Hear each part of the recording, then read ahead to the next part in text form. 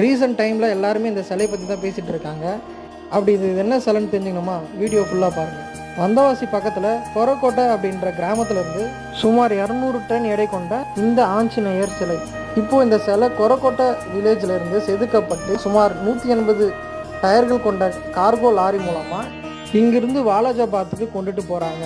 அதாவது வந்தவாசி, மருதாடு, மேல்மருவத்தூர், மதுராந்தகம் வழியாக வாலாஜாபாத்துக்கு கொண்டுட்டு போகிறதா சொல்கிறாங்க.